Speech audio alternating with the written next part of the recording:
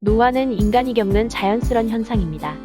그렇지만 현대의학의 발달로 인해 외모의 나이가 젊게 보이는 여러 성형적 시술이 성행하죠. 그 중에서 이마와 눈가에 주름을 펴주는 보톡스 시술은 대중적인 성형 시술 중 하나입니다. 그런데 이 보톡스가 사람의 감정에 영향을 미치는 걸 아시나요? 심리학자인 프리츠 슈트라크와 레너드 마틴은 1988년 안면 피드백 가설이라는 논문을 발표하게 됩니다. A라는 집단에는 웃는 표정이 나오도록 하는 방식으로 볼펜을 입에 물게 하고, B라는 집단에는 웃을 때 사용하는 얼굴 근육을 전혀 자극하지 않는 방식으로 볼펜을 입에 물게 한 다음 동일한 내용의 만화를 읽게 합니다. 그러자 놀랍게도 웃는 표정을 짓고 있던 A 집단이 B 집단에 비해 만화가 재미있었다고 대답한 비율이 훨씬 더 높게 나옵니다. 이에 자극을 받은 일본의 연구팀이 보톡스 실험을 하게 됩니다.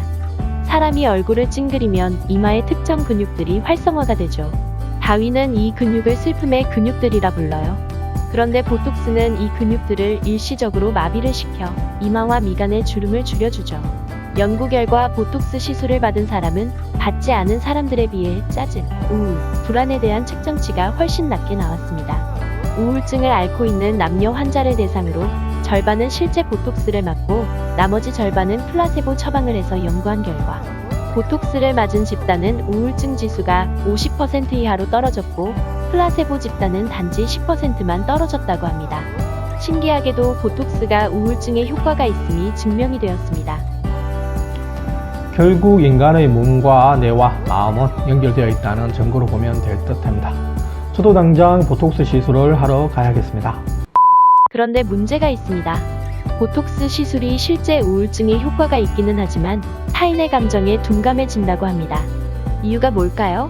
인간은 타인의 얼굴 표정을 자신이 무의식적으로 흉내를 낸다고 합니다.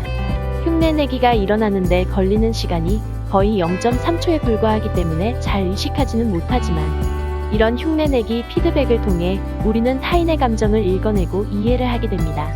그런데 보톡스를 맞은 이마와 눈가는 웃는 표정뿐 아니라 찡그린 표정까지도 없애버리죠.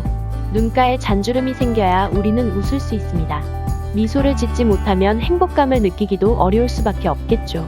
결국 감정을 표현하는데 동원되는 근육을 마비시키거나 이완시킴으로써 우리는 자신의 감정적 경험뿐 아니라 타인이 느끼는 감정을 의식하는 능력까지 모두 한꺼번에 잃어버리게 됩니다.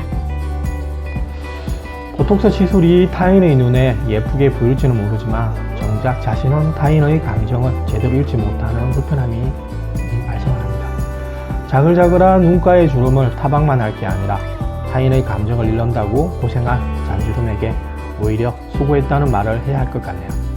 오늘의 소소한 인문학은 여기에서 마치겠습니다. 감사합니다.